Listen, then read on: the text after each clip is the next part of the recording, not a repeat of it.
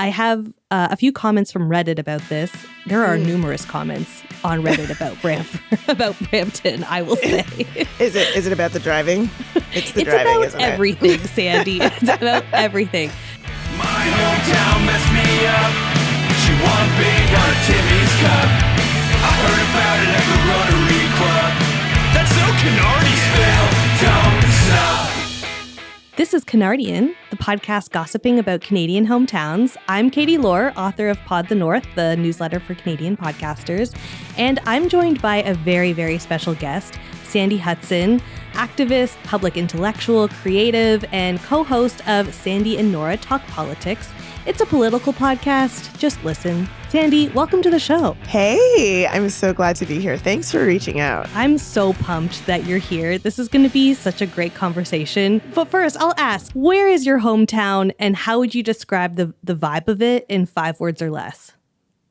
You know, it's like so hard to pick an actual hometown because I feel like I had so many different places that I grew up, which was like Willowdale in North York, Toronto. But I think for the purposes of this show, I'm going with where I did high school. Like that's where like I really came of age, which is Brampton. Brampton, Ontario. And what's the vibe? Yeah, Brampton, Ontario. What is the vibe? It is, what is the vibe? In 5 words or less. Better than you think. Yeah. Okay, love the vibe this. Is better than you think. This fully checks out and is the perfect segue into a larger discussion that we're going to have.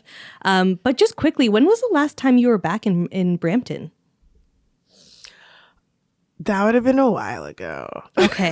So like you graduated high school and never went back?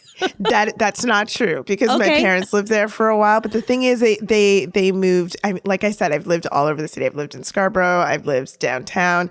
And my parents are now living north of the city. And so I don't have a lot of reason to go to Brampton. But I do have some family there still. I still think that it's been like probably like 7 to 8 years since I've been there. Okay. Here is my tourism board spiel for you, Sandy. Brampton, Ontario, incorporated in 1974, population is somewhere around 750,000 people, and it's part of the Peel region and the Greater Toronto area and was first established as a village in 1853 with just 50 residents. But the original keepers of the land are the Wendat, Haudenosaunee, and the Anishinaabeg, including the Mississaugas of the Credit. Brampton is one of the fastest growing cities in Canada, and there's around 90 languages that are spoken there. And it's called, or marketed rather, the Flower City, which is news to me. Yeah, that's a thing. I actually thought it was like Tulip Town for a while, but yeah, really? Flower City is it's a big thing. Yeah, I was gonna ask you like that. I had never heard of this, and it's because it's got like a pretty big greenhouse industry, but also Brampton is located on like prime agricultural land, which makes so much sense for why settlers came and displaced everybody. And during the 1920s, nearly half of Canada's cut flowers were coming from Brampton's greenhouses. Yeah, I didn't know the why, but I definitely knew that it was like it had this thing about flowers. And like I live deep in Brampton country, okay? Like deep, like just before Caledon, like and at the time that we moved there was a lot of like development going on. They were really trying to expand the city. So I lived right next to a farm, actually, like next to like a silo, a lake. There was a duck crossing outside of my house. I once got lost in like a cornfield and had to use the like little gold angel at the top of the famous Mormon church that's there as like my way to find my way home. Like literally very much the rural-ish part of Brampton. A couple more fun facts. As you may know, Brampton is the birthplace of beloved Canadian actor Michael Cera. And it's... His sister Jordan Cera and I did drama together in high school. In fact, yes. Oh, wait. I guess he is. Our generation. So did you know him in high school? I did not know him. He's younger than me, but yeah, his sister was in my drama class, and I was like, "Wait, Sarah? Like, oh my god, yeah." That's so funny. Also, Brampton has a unique geological feature called the Brampton Esker, which is a ridge of sand and gravel that was formed by a retreating glacier in the last ice age. Lots of random fun facts about Brampton that exist out there. It was really hard for me to like condense them all for you. Do you have any other random fun facts you want to throw out there about Brampton that you might know? Random fun facts. What they say about the driving and drivers is true. Yes. Be careful driving in Brampton. Just be very, very aware. No, there's all sorts of jokes about how your car insurance goes up if you move to Brampton because there's so many crashes. And that's like true facts. Your car insurance does go up in Brampton. And there's like a lot of street races because there's all of these like long, like multi-lane roads. But anyway, urban planning issues. I hate them. And on the note of roads, last fun fact, and because it's the center of the universe, Brampton is about, a 35 to 60 minute drive away from Toronto. It really depends on the day. You can whiz there really quickly, or it'll take you 2 hours sometimes. It really depends on the traffic. When we first moved to Brampton, I had like a desperation to be in Toronto every weekend. Like I was like, take me home. And so I do know that it takes just about 2 hours to take transit into Toronto. So there's another fact to add to how long it takes to get there. Yeah. So I actually grew up in Milton, Ontario, which is only like a 20-minute drive away from Brantford. Sorry. I live in Brantford now, and this is what I've been worried about, is that I'm going to swap them out. People do that. Yes, they do. And there's also Burford. There's also like so many other random cities in this stupid province that all have similar names. It pisses me off. So I grew up in Milton. It's really close to Brampton. I actually spent a decent amount of time in Brampton as a kid. I had a fair amount of family who lived there. My Opa actually lived in the Churchville neighborhood, built his home there when he came to Canada from during the Second World War. Brampton is where my mom and dad met in the 80s. And I used to get my hair cut. This is like a backlog memory that occurred to me as I was writing this script. I used to get my hair cut at some like subdivision in Brampton. And then my mom and I would go to No Frills after and get like ginger cakes as like a little treat. I don't know why that was a routine we did. It just was the case. I kind of love that. Yeah. So I had like an idea as a kid that Brampton was like pretty multicultural compared to Milton. But for the most part, I kind of just sort of thought of it as like a suburban flavored city, like very car centric, as you mentioned. Lots of diverse people, but like also lots of parks and strip malls. But for some reasons, it's always sort of felt like the black sheep of Ontario. How does this sit with you? Yeah, like I feel like, if your listeners or anyone who's out there ever like hear the sort of Scarborough to Toronto lore, like there's a way that if you're from Scarborough, you're like, I'm from Scarborough and I'm proud, because like the rest of Toronto seems to like, put down Scarborough, and now Scarborough's on the come up. I feel like that's also like Brampton has a very similar relationship to Toronto in the way that people tend to put it down. And I was one of those people when I first moved there, because that's like, I felt the same way. I had only really been going into Brampton. You know what? That's not true. My whole life I had been going into Brampton because I have family there. And I have a very, very big family. I have like 12 aunts and uncles on my mom's side. Wow. Yeah. And one of them would typically host family gatherings in Brampton. And so I was going to Brampton like twice a year, probably, at least. And also to get my hair done randomly. My hairdresser. Why do we have hairdressers in Brampton? I don't know why. I don't know. And there was always this sort of like, we're the cousins from Toronto. Okay. We're a little cut above.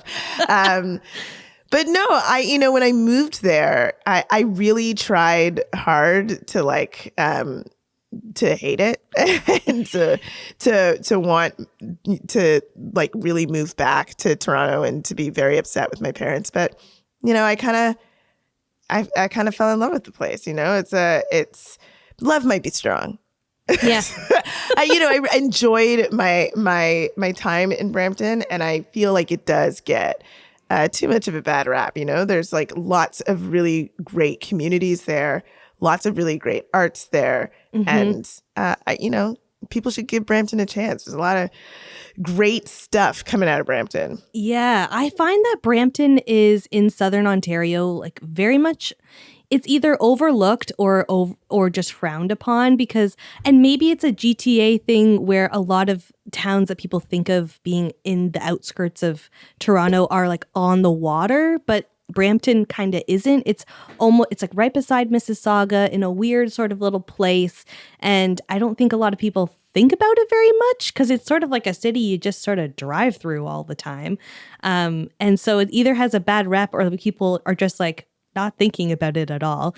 I have a few comments from Reddit about this. There are numerous comments on Reddit about Brampton, I will say. Is it about the driving? It's the it's driving, about isn't everything, Sandy. It's about everything. So, quote, Brampton is fine. It's pretty safe and boring, albeit with some really shitty drivers. Quote, the city is the best part of the day. The city where the best part of your day is going to work. And it's not bad at all here. It's actually rather nice. Lots of open spaces and room compared to downtown Toronto. There's lots of little gems here to discover. So there are some reckless drivers and the speed limits are much higher than Toronto ones. But this is the notable piece that I think I want to unpack here. A lot of Brampton bashing is just racism in disguise. There's no really difference other than the GTA suburbs.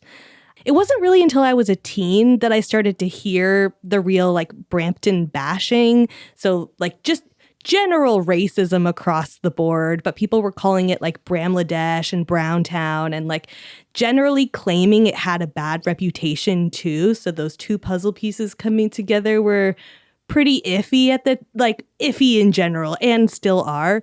Sandy, as if you don't already educate about racism enough, what is your sense of Brampton's bad reputation and the racism going on here? Oh, yeah. I knew you were going to get to this, and I'm so happy you brought this up. Yeah.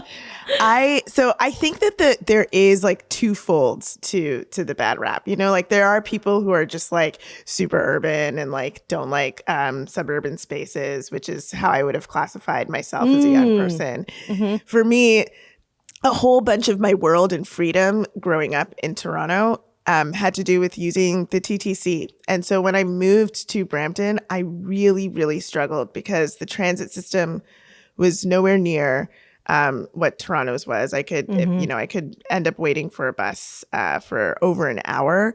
I had a job and I basically had to walk an hour to work every day because I didn't have a car. And these things were really, really frustrating. If I missed the school bus in the morning, because I took a school bus to school, it was like hell to actually get to my school. And those sorts of things, again, urban planning, Brampton deserved the bash for that.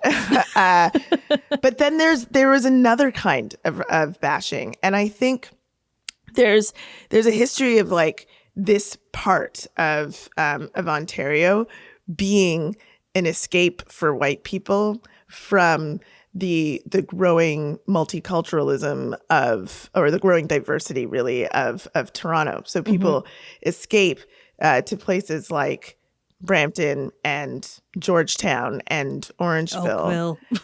Yeah, right? To kind of maintain a white enclave. And that is one of the histories of Brampton. And then, of course, as communities start to get priced out or pushed out of the urban centers, other ethnic communities start to move into Brampton, which included South Asian communities and Black communities in Brampton. And then you started to hear a lot of this, Brampton is ghetto. Brampton is like everything's getting bad in Brampton. Like even some of the neighbors in my neighborhood we would overhear them talking to each other about how they needed to move because they don't recognize Brampton anymore after all of the buildup of the subdivisions and so on. And that was really, really frustrating. And then, of course, I'm in high school. You would hear the racist comments talking about, I lived in a neighborhood called Springdale. Yep. People started calling it Singdale. And then, as you've mentioned, some of the ways that people would make reference to words that they thought sounded South Asian to describe Brampton, to say like there's like this takeover, which is problematic for all sorts of reasons. So, and of course, racist. And so I think that definitely has an impact on the ways that people talk about Brampton, for sure. Yeah. This seems to be the biggest part of the way people talk about Brampton, at least over the last like maybe 20 years or so, for sure. I actually found like a pretty significant number of subreddits asking why Brampton has such a bad reputation, and like, why does Brampton have a bad rep? Why is Brampton's reputation so bad? Why do people dislike Brampton now but not 10 years ago? And here's my top favorite one, not trying to be racist, but ...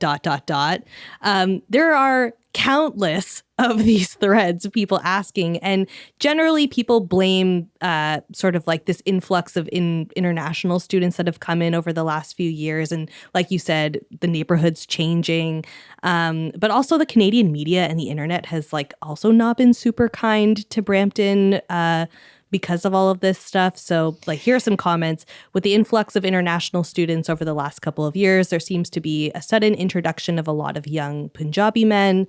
Brampton is ground zero for the problem created by the international student visa program. So this like international student stuff seems to be like kind of a scapegoat happening in the media right now, but also clearly on the internet. No doubt. That's like ridiculous and ahistorical. Yeah. Like, yeah. I moved to Brampton when I was 14 or 15 years old. So that would have been like 25 years ago. Yeah. And there were significant Punjabi communities, significant Gujarati communities, significant South Asian communities in Brampton, significant Black communities. Like, that has been a part of Brampton's fiber and makeup and cultural scene for a very long time. And that has nothing to do with the government's extraordinary mismanagement and poor planning around international students and funding a starved education system through the exploitation of international students. That is not what has created the demographics that Brampton enjoys, actually. Yes. Not at all. A lot of people have compared, so I talked about Surrey last season on the show, but a lot of people have compared Surrey and Brampton, Surrey being in BC. But Brampton's history around immigration and its influx of South Asian communities is a little bit more modern than what happened in Surrey. So was sort of like the early 70s or 70s, 80s when a lot of immigrants started to come in from India. A lot of this was because of an anti-Sikh rhetoric that was going on in India. That's right. So that was why a whole bunch of people started coming here. And so now, today, what that looks like is Brampton is the second largest population of Sikhs in Canada. Over 52% of residents identify as South Asian, according to the 2021 census. And actually, this is huge. This is a huge part of the Brampton identity now, because there's always been grocery stores specific to the South Asian communities. A lot of them advertise like Diwali sales and Eid sales. But then recently it got more corporate, as it does, because capitalism loves to be a part of this. Sobeys actually opened up a supermarket in the heart of Brampton called Chalo Freshco, which means Let's Go Freshco, which was marketed as the first Canadian grocery store designed for Desi's, which is, I think, pretty cool. But I know I'm always worried when the capitalists come in, especially in Canada. I'm like, slow your roll there, grocery stores. Like, hang on. Right. Right.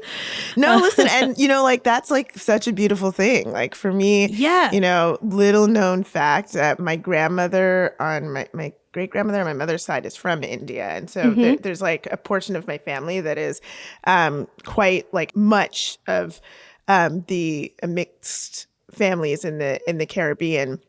We eat Indian food. We have Indian, like there are parts of our culture that come from India. And one of those things for me is like we always had like many, many bangles, and they're kind of hard to find in Toronto. But I was like, the type of kid growing up who would never go out without having bangles on my wrists. Like I just thought they were so beautiful as like part of my, like what my grandmother would give to me. And so I had like, when I moved to Brampton, I was like, this is dope. I can get look at all these mom bangles. But also like even, for my mom to be able to get the materials to make certain types of food that were harder to find in Toronto. Like I thought it was like that to me is really dope, a really great thing about living in a city like Brampton. But again, there's for these communities that had moved there with this expectation that, like now we're away from the diversity and the scary brown people in Toronto.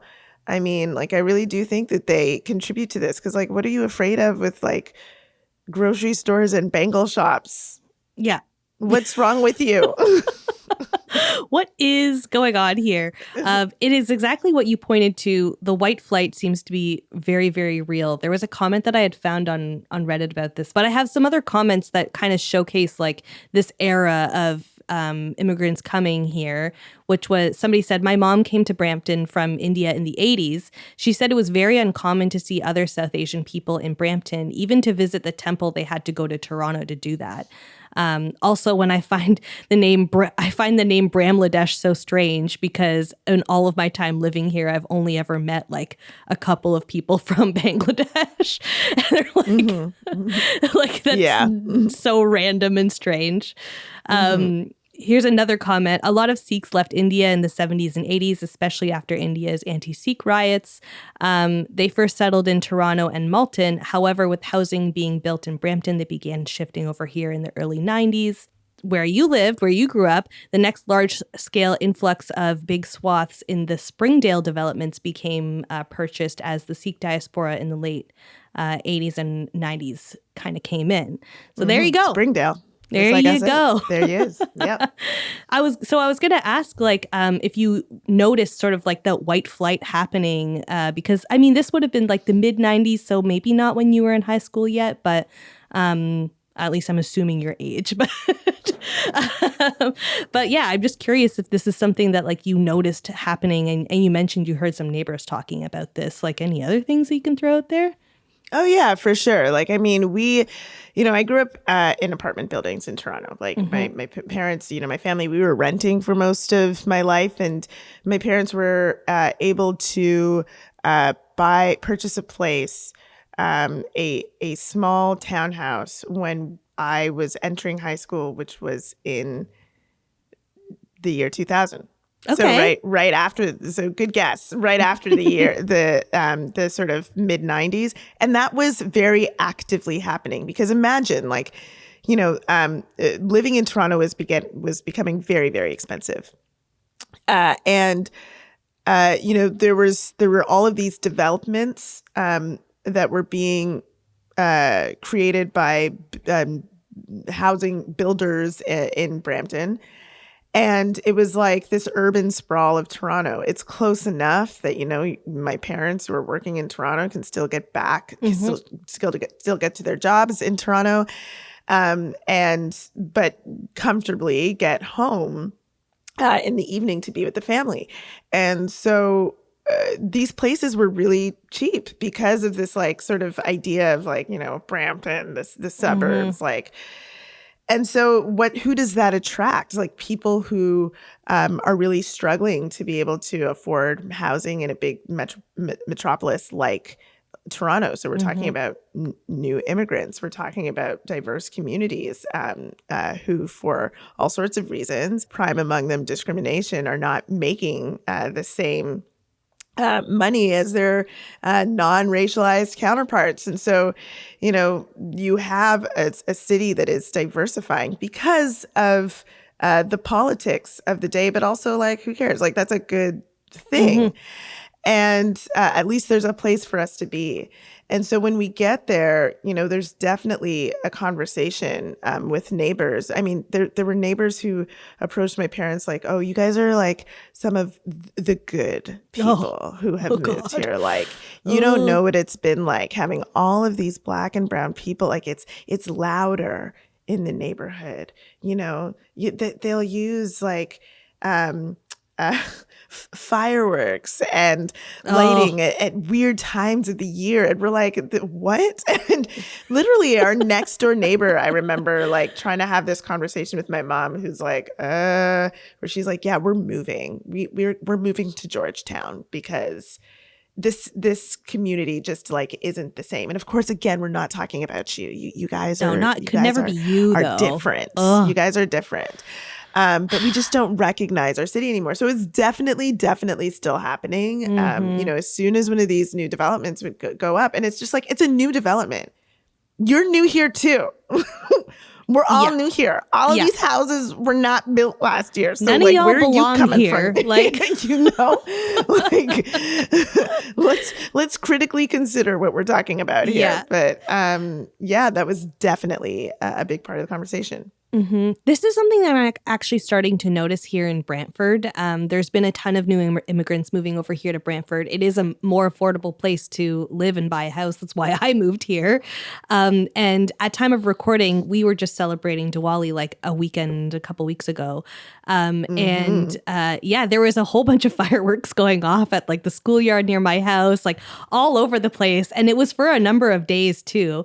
And there is the classic. And imagine being mad about like the celebration of lights. I know. Like, y'all. But the funniest thing was, well, it's not funny, but like on Facebook groups, because Brantford loves its Facebook groups. There's all sorts of people saying like, oh, why are people putting up fireworks right now? Like, where are the police? Blah, blah, blah. And then finally I saw some comments that were like, we do fireworks for like 2 weeks in a row for Canada Day, right? Like people just, is it different and now? Victoria Day. We're the worst monarchists ever. And we're setting off fireworks for a super, super, super dead queen. Like, come on. Outrageous.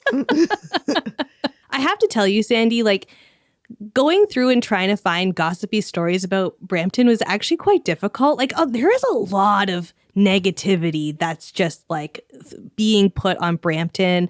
There is just like bad news after bad news after bad news. And I really didn't want to just bring bad news and have hard conversations. You know what? Me neither. So let's there's a couple of things I want to mention. Like the cultural sector in Brampton is really amazing.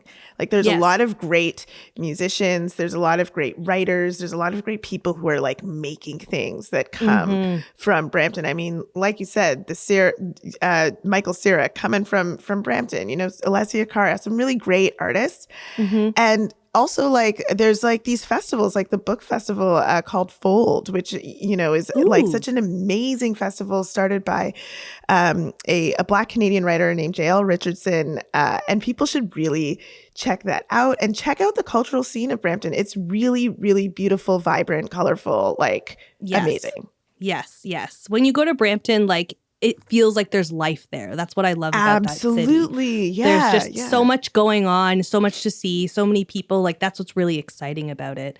I wanted to get into like housing because that's a whole thing. So I don't want to get into housing because we don't have enough time, but there are so many journalists out there who are reporting on really amazing, doing really amazing reports on like the crisis of housing that's going on here and how these awful conditions that a lot of international students are being put in and risky, dangerous positions.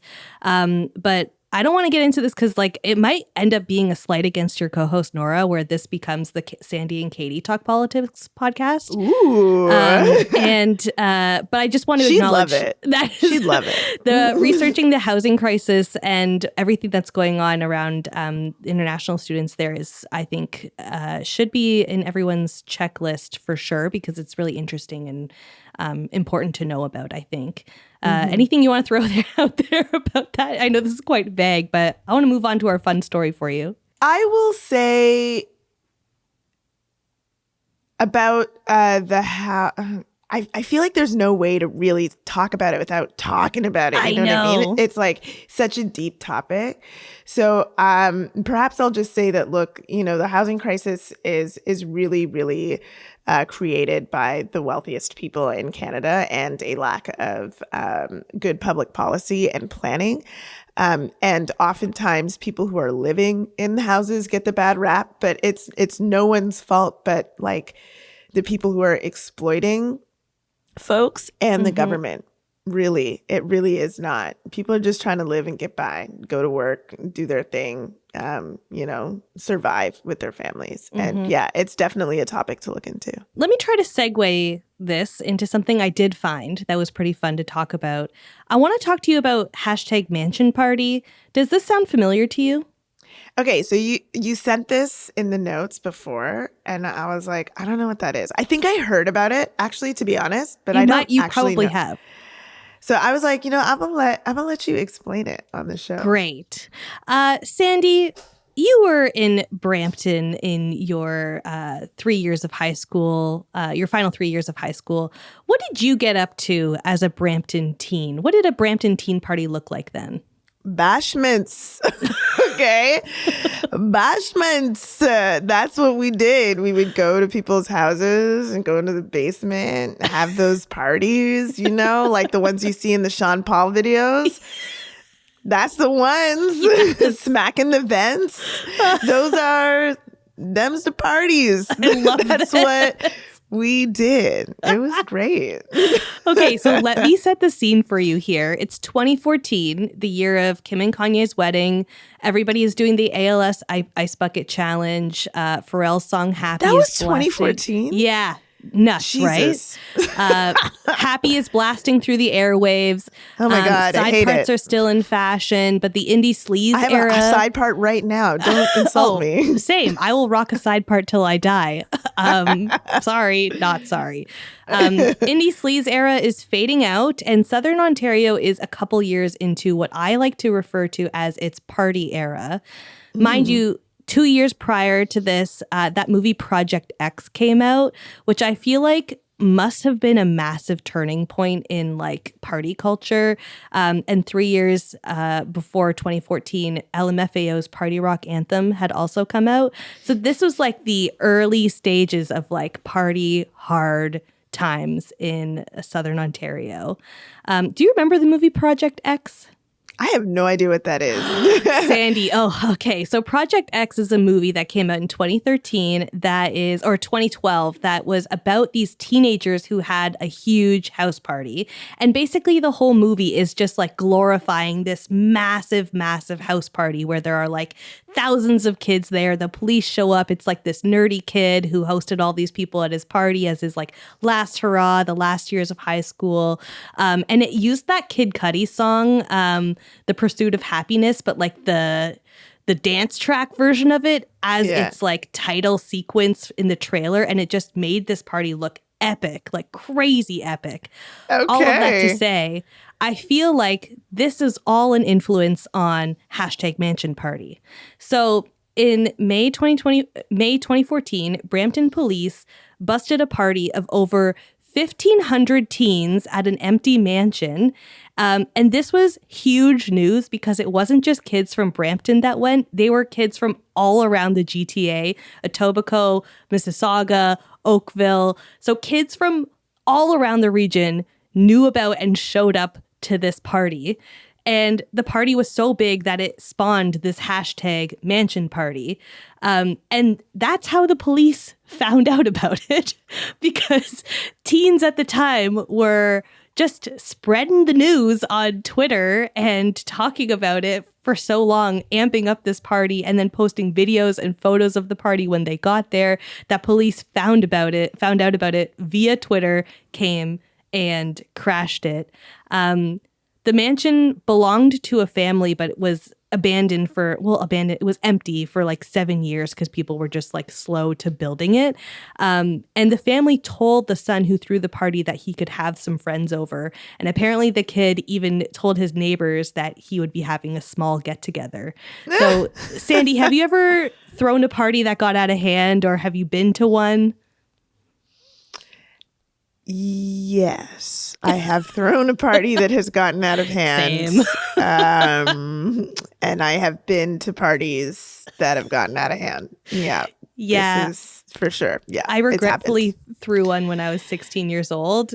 Oh my God. I the invited cleanup. like maybe 10 people and ended up being like 40 or 50 in like a small bungalow. Like, I'm an only child, so it was just like a Lord. small house. My parents were pissed and found out about it like pretty much immediately. Yeah, this is the thing though with #MansionParty. It didn't quite seem like an accident that all these kids showed up. I saw there was a thread on Reddit about from people who had gone. Somebody said, this guy had been hyping up the party for at least a month. I follow him on Twitter and have friends who know him, and friends who know him and went to the party from all the way from Oakville. He's just some rich Nigerian dude. Oh my God. Well, perhaps that's the legacy that he wanted to leave behind. And I am glad for him. Yeah. And it truly was a legacy, Sandy. The party was so big that a neighbor said that they could see through the window that there wasn't enough room for people to be walking around through the house. One party goer said that it looked like when she came in, the second floor was about to cave in. The railing for like the giant staircase in the foyer had been torn away from the stairs. So it was just this big open, like 10-foot drop for people to fall off of. There was about $70,000 worth of damage to the property, but nobody got hurt. Just a bunch of kids got arrested. Well, then good, clean fun, I guess. Oh my God, that is terrible. Isn't this wild? So I have more reports. The reports from neighbors also said there was like lineups of cars down the street and, quote, packs of teens walking to the house. It took 60 cop cars, including a tactical and a canine unit, to shut the party down. Why would they have needed a Okay, that's again. That's exactly what I was policing. wondering. Waste of fucking money. I'm sorry. And also the reports of cars lining the streets. Any weekend in the suburbs, you've got cars lining the streets for anybody wanting to go anywhere because there's nowhere to park, and we don't have good public transportation. The funniest facts here, apparently there was a cover charge to the party. So oh my God. This kid made probably at least over $1,500. Men started a viable business. The party kicked off around 9 p.m. and it was shut down only an hour later. But the police didn't actually leave the premises until about 5 a.m. So apparently it took them like an 8-hour shift to get kids off the premises. I don't know what the details are there. I think it could just be cop money. We had to be here. We had to be here. And you mentioned Alessia Cara. Alessia Cara's song, which song She was at the party. Yeah, her song Here is in reference to this party. No, she was actually at the party? She was at the party, or at least heard about it. I was just joking. And references it in her song. No, that's so funny. And this being 2014, so these were the early years of social media, the police put out a statement for teens that said, quote, "We want to make sure the public is aware that social media may not be the best place to advertise a party, simply because we are not aware of just how far-reaching social media really is." Well, see, the police don't actually understand what social media is really for then. Get out of here. So all of the social media posts that include photos of the party are gone. There are a bunch of articles that exist that have like just basically dead links. So you can see what people have posted in like the caption of a photo, but you can't see the photo anymore. But there are still some photos like floating around the internet. There's people on Reddit talking about their time there, saying that there was no functioning toilets. this party got the Beyonce at Super Bowl treatment. I don't understand. Like this must be a super rich family. Like, Crazy what? rich. Crazy rich. They had lawyers go through and comb the internet and said cease and desist with these photos of this badass party in B-Town. Like hilarious. You can only find like a few photos. Like I was really treading through the internet to find it, and I just couldn't find anything. Wow. It was nuts. One last thing, which I think for me, this is so funny. Just a Reddit thread that said, infamous Brampton mansion party. What was it like? Just this comment. Actually, it was sick, bro. Oh my God. I love that story. That's hilarious. So It's good. Really great. So good. Too good. Too good. Okay, Sandy, you've brought me a piece of hometown tea today. I don't know if it's real, if it's folklore or something you completely made up. I'm gonna just guess at the end. But please go ahead, spill your hometown tea. Oh my God. This is so gruesome. I don't even know if I should tell this story. I'm ready. This is awful. Okay, so there's like a terrible murder at my high school. Is this the parking lot one? Sorry, I don't want to get ahead of things. Know. I mean, like there were rumors about how this happened. Maybe there was a parking lot. Oh my gosh, sorry. Tell me more. Tell me more. But okay, so the rumors of what we heard, because, you know, it was weird, like the way that they were trying to talk to the students at the school after it had happened, was that there were some kids who were playing this game that I guess maybe the suburbanites grow up playing this game. But I was like, y'all, that sounds wild. What do you mean they're playing this game?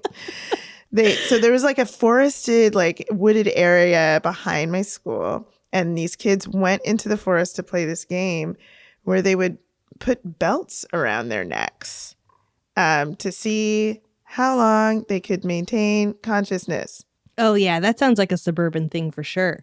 Right? It's like you're too bored with the nothing to do. So let's almost kill ourselves and see how long we can live. Oh, my God. Strange. And then so turns out apparently like there's like a group of 3 friends who go out there, and one of them like has a plan to actually just let one of his friends die. And they do that. One of the third person like runs away terrified, like, I can't believe that you wouldn't let up this belt on the neck. And then that kid like walks to the police station to turn himself in, being like, yeah, I just killed my bud. Apparently that's the way it went down. And it was, I mean, I was in grade 12 at the time, so like just about to graduate, and all of the people, like this happened. I think the kids were in grade 10, and people were like, what is going on? And it was like, just, I mean, that was the rumor of how it actually happened. And it's just like this terrible, terrible lore. Like definitely someone did die, and definitely somebody did go to jail and did turn himself in. The rumors about how it happened, that's just what flowed through the school. So, well, it sounds like a true story from your perspective, unless you fully made that up in your brain. Then I'm like, damn, Sandy. Yeah, I'm really creative. I mean, no, that's true. It's true. It's a true story. True facts. Like, wait, what? No. I did not make that up. That is true. There is some pretty crazy murder stories from high schools in Brampton that I came across, but it was a bit depressing to get through them. One of them being a teacher who was murdered by her husband in a parking lot of a high school. Crazy. Oh my God. Yeah, crazy shit. So I mean, I later found out that my math teacher was a pedophile. I mean, there's a lot going on in my high school. I think, sadly, this is a thing in the education system, I think. I don't think it's a Brampton thing. I don't think it's an Ontario thing. I think it's a man thing. I think you're right. I think you've hit the nail on the head. Let's see how long it takes the rest of the world to get it. I don't know if that's happening anytime soon, Sandy. It's been a while. I've been waiting. Thank you so much, Sandy, for coming on Canardian. Where can people find you, support your work? What are you up to these days? Oh my God, thanks. Look, you can find me at sandyandnora.com, where you will find our podcast, which is really great. I'm just about to release, thank you. I'm just about to release a book, so look out for that. It'll be out in 2025, probably sometime in April, about police brutality. It's easy to find what I'm working on. Just, Google me. My stuff's pretty public.